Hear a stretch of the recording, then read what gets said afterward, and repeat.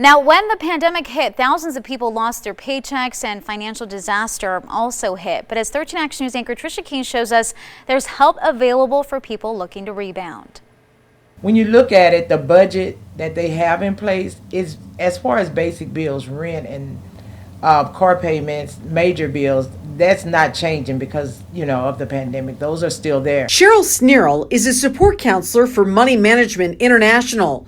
The nonprofit is helping locals struggling with debt, budgeting, and housing concerns. It just kind of takes me as a counselor, someone to actually sit here and kind of bring it to your attention, let you know, where you could save, some money. MMI counselors will actually crunch the numbers for you, creating a budget based on your income and expenses.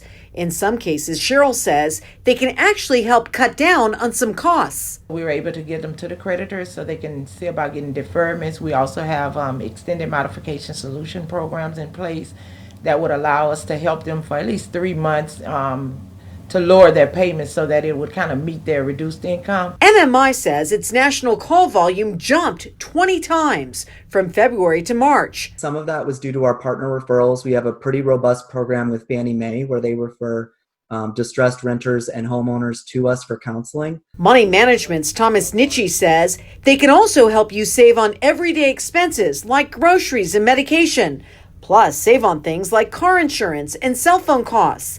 He says it's a kind of support that's usually more helpful than what you may find on your own. While it's a great idea to do research, you've got to be careful because Googling during a time like this is sort of like going on WebMD when you're suffering an illness, right? You might misdiagnose, you might land on a scammy website or a credit doctor or a settlement company that's not really looking out for your best interest. MMI says the average client has more than $20,000 of debt, and it takes time to pay that off. So the sooner you start working on it, the better. I think that recurring theme that we see among our clients of wishing they had called a few months earlier or maybe even a few years earlier. The only regret that people tend to experience after coming to us is that they didn't call sooner. As for Cheryl, she admits taking that first step is often the most difficult, but the pandemic has led many Nevadans to realize they need help with their finances. Everybody has bills. I totally understand. Everybody's experiencing something that they've never experienced before. We're here. We work through it. For 13 Action News, I'm Tricia Keene.